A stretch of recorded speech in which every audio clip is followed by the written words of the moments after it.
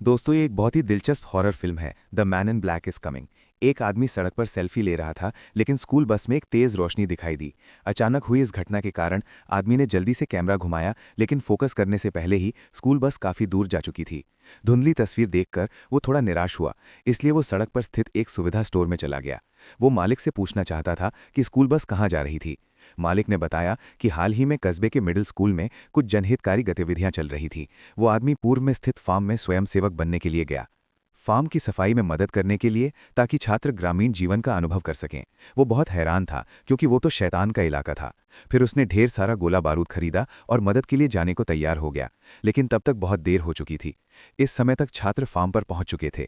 प्रधानाचार्य ने उनमें से प्रत्येक को कार्य सौंपे थे। इसका मतलब ये था कि केवल वही छात्र शाम की पार्टी में शामिल हो सकते हैं जिन्होंने कार्य पूरा कर लिया है। और स्कूल से वापस आते समय उसकी मुलाकात कार में बैठी दो खूबसूरत लड़कियों से हुई। उनके आकर्षक मेकअप ने तुरंत ड्राइवर का ध्यान आकर्षित कर लिया। बिना देर किए उसने उन्हें अपने साथ चलने के लिए आमंत्रित किया। कार में, आम सार्वजनिक परिवहन में, फिर वो एक खाली जगह पर आया जहां वे साथ में नेविगेशन का अध्ययन कर रहे थे। उसी समय अचानक एक बड़े हाथ ने दरवाज़ा खींच लिया। ड्राइवर अभी भी सोच रहा था कि खूबसूरत लड़की हिली क्यों नहीं। नतीजतन शैतान कार की छत पर चिपक गया। 3 लोगों को मारने के बाद शैतान ने अपना निशाना जंगल में मौजूद छात्रों पर बना लिया।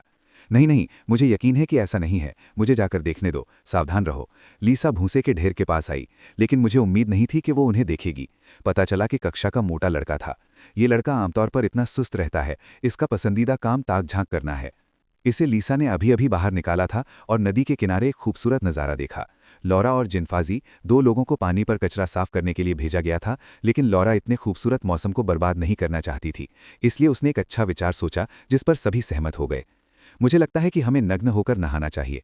मुझे नहीं लगता कि भगवान को ये पसंद आएगा। चलो, निर्लज्ज होना पाप रहित होना है। लौरा के प्रोत्साहन से जिनफाजी आखिरकार उसके प्रस्ताव पर सहमत हो गया। इस खूबसूरत दृश्य को मोटे आदमी ने पूरी तरह से निहार लिया। मोटा आदमी बहुत खुश था, लेकिन अचानक उसे अपने पीछे पेड़ काटने की आवाज़ सुनाई दी। मुझे नहीं पता यार, मुझे लगता है भगवान हमसे नाराज हैं। यहाँ एक जोड़े ने अभी अभी जीवन के सत्य की खोज पूरी कर ली है, लेकिन लड़के की व्यापारिक क्षमता काम नहीं आ रही है। लड़की बहुत असंतुष्ट थी, इसलिए उसने उसे भगा दिया।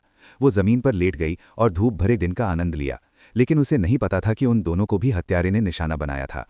जैसा कि उम्मीद थी, मोटा आदमी ज्यादा दूर नहीं गया। उसने सड़क के बीच में एक पैनकेक ट्रक खड़ा देखा। मोटे आदमी ने सोचा कि यह जंगल के फार्म से भेजा गया कोई मिठाई है। नतीजतन अगले ही पल उसे किसी ने उठा लिया। आह आह! मोटे आदमी की चीख ने उसकी प्रेमिका को सचेत कर दिया। जंगल में क्या हो रहा है? अभी इतना उत्साहित नहीं होने के लिए खुद को दोष मत दो, मैं उसे ढूंढने जा रही हूँ। अचानक सामने कदमों की आहट सुनाई दी। लड़की को लगा कि उसका प्रेमी उसके साथ मजाक कर रहा है, इसलिए उसने फिर से शिकायत करना शुरू कर दिया। क्या ताकत है, छोटी सी भी क्षमता नहीं है, वगैरह। अगले ही पल प्रेमी का सिर सीधा ऊपर उठ गया। लड़की ने धीरे धीरे अपना सिर उठाया। उसके सामने 2 मीटर से भी लंबा एक राक्षस खड़ा था। 3 गुणा 5 गुणा 2। उसने उसे भुने हुए मुर्गे में बदल दिया। पहले तो लड़की को लगा कि उसे लूट लिया गया है। हत्यारा उसे पैनकेक बनाना चाहता था। ओ नहीं, मांस वाला पैनकेक, इसे मांस और मोल्ड कहना चाहिए। लेकिन क्योंकि लड़की बहुत जोर से चिल्ला रही थी, हत्यारे ने उसे उठा लिया, पेड़ पर फेंक दिया और उन 2 छोटे कमीनों को, रोल और स्टैनली को, पास के कर्मचारियों ने गंदगी साफ करने के लिए पकड़ लिया, ताकि वो इस बदबूदार जगह से जल्द निकल सकें और लड़कियों से जल्द मिल सकें। उन्होंने बूढ़े आदमी की बंदूक में कुछ दवा डाल दी और फिर जब वो मुड़ा तो भाग गए। लेकिन हत्यारा पहले ही अस्तबल में आ चुका था। लेकिन 5 मीटर लंबा बूढ़ा आदमी, उसने दूसरे व्यक्ति को अपनी पहली प्रेमिका के रूप में देखा और प्यार से हाथ बढ़ाया। बूढ़ा आदमी खुशी से दौड़कर आया और बोला, मुझे पता है कि तुम मुझे छोड़कर नहीं जा सकते। जंगली आग के आवेग में बूढ़ा आदमी सचमुच अपनी प्रेमिका की बाहों में कूद पड़ा, लेकिन पहले जैसा एहसास नहीं हुआ। यहां से भागे हुए दोनों बदमाश लीसा से टकरा गए। रोल को लीसा में थोड़ी दिलचस्पी थी। मैंने सुना था कि वो रसोई में मदद करने जा रहा है, इसलिए मैं बिना कुछ कहे उसके पीछे चला गया। स्टैनली हॉल में आया। वहां भी 2 लड़कियां सफाई कर रही थीं। स्टैनली को नहीं पता कि उसे बियर कहां से मिली। वो पहले से ही 2 सुंदरियों के साथ नशे में था। मुझे नहीं पता क्यों, उछलते कूदते मुझे अपने कपड़े बदलने हैं। जैसे ही स्टैनली इस विषय पर बात शुरू करने वाला था, हत्यारा अचानक बीच में आ गया। दीवार, स्टैनली को पकौड़ी बना दो। आह! बाकी की 2 लड़कियां मदद के लिए किसी और को ढूंढने के लिए जल्दी से भागीं। उनमें से एक गलती से एक जाल पर चढ़ गई। वो उल्टा लटक गई। उसने अपनी प्रेमिका से भीख मांगी कि उसे ना छोड़े, लेकिन जब उसने देखा, मैं तुम्हें नहीं बचा सकती, मुझे किसी को मदद के लिए लाना होगा, मुझे माफ़ करना, मुझे माफ़ करना। दूर खड़ी प्रेमिका को देखो, लड़की बहुत गुस्से में थी। वो खुद को उतारना चाहती थी, लेकिन शरीर पर लगे सामान बहुत भारी थे, इसलिए कुछ बार कोशिश करने पर भी वो सफल नहीं हो सकी। इसी समय हत्यारा आ गया। बिना देर किए उसने एक नल लगा दिया। लड़की के दिमाग में प्लग लगा दिया, दरवाज़ा खोल दिया, खून नीचे रखे बड़े पैनकेक पर बह गया। लेकिन वो पैनकेक के प्रति इतना वफादार क्यों है? चलो आगे बढ़ते हैं। सुनहरी बालों वाली लड़की काफ़ी देर तक मुख्य सड़क पर दौड़ती रही। नतीजा ये हुआ कि वो फिर भी हत्यारे के हाथों पकड़ी गई। उसका भाग्य अभी वाली लड़की से भी बदतर था। वो जल्दी में मर गई। सुनहरी बालों वाली लड़की को एक विशाल पैनकेक द्वारा कुचल दिया गया, एक एक करके, जब तक कि दिमाग चकनाचूर नहीं हो गया। पूरा चेहरा पैनकेक पर छप गया। यही अंत है। और अनजान घुंघराले बाल। मैं अभी भी रसोई में लीसा के साथ हूँ। लीसा को घुंघराले बालों में भी थोड़ी दिलचस्पी है।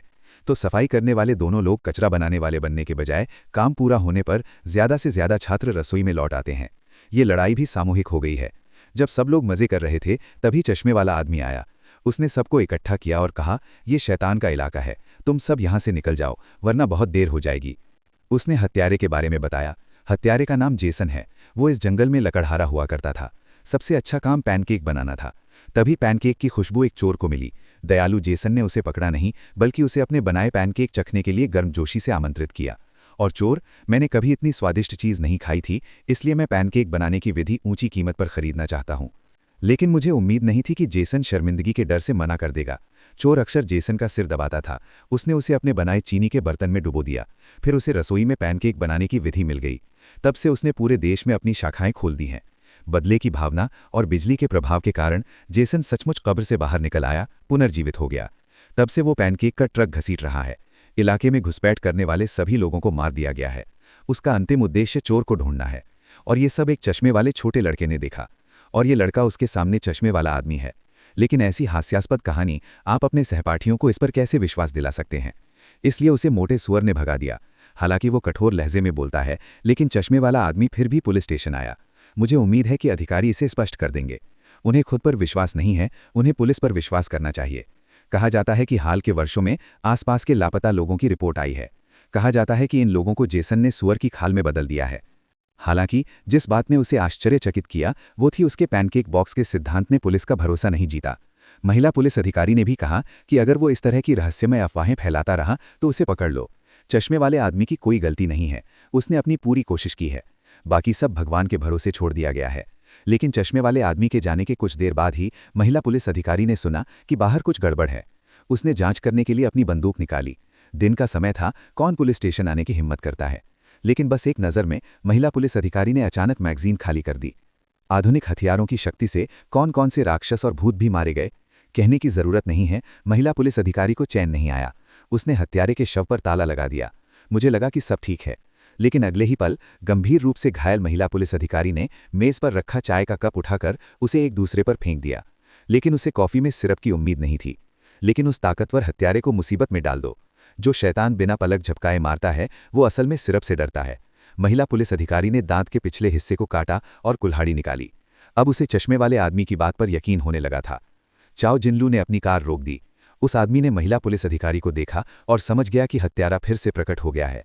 अगर उसे जल्दी नहीं हटाया गया तो बाकी छात्र भी खतरे में पड़ जाएंगे। महिला पुलिस अधिकारी ने चश्मे वाले आदमी को भी अपनी खोज के बारे में बता दिया। अब जबकि तुम्हें उसकी कमजोरी पता चल गई है, ये करना आसान है। दोनों कैंप की दिशा में भागे। हवा में पिछले शौचालय से लौटे गंजे पुलिस अधिकारी ही पीछे रह गए। लेकिन जल्द ही उनकी नज़र सड़क के बीच में रखे विशाल पैनकेक पर पड़ी। कौन नहीं जानता कि ये कातिल जेसन का बिछाया जाल है। ओह, स्कूल की पार्टी शुरू होने वाली है। हालांकि कुछ छात्र अभी तक नहीं आए हैं, लेकिन प्रधानाचार्य को लगता है कि उन्होंने अपना मिशन अभी पूरा नहीं किया है। चिंता मत करो, उसने पैनकेक उठाते हुए कहा। लेकिन उसने जो देखा वो शापंग का प्यारा चेहरा था। चीख के साथ कातिल दरवाज़ा तोड़कर रेस्टोरेंट में घुस गया। अब सब अंधे हो गए हैं। पता चला कि चश्मे वाले आदमी की बात सच थी, लेकिन अब समझने में बहुत देर हो चुकी है। आज रात नींद हराम होने वाली है। लड़की को कुल्हाड़ी से काटकर मार दिया गया। बाकी लोग आखिरकार हरकत में आए और भागने लगे। मुझे बस इस बात से नफरत है कि मेरे माता पिता ने मुझे दो पैरहीन पैदा किया। केवल श्री चांग माओ ही थोड़े असंतुष्ट हैं। प्रधानाचार्य ने गलियारे का दरवाज़ा खोलकर मौके का फायदा उठाया और छलांग लगा दी।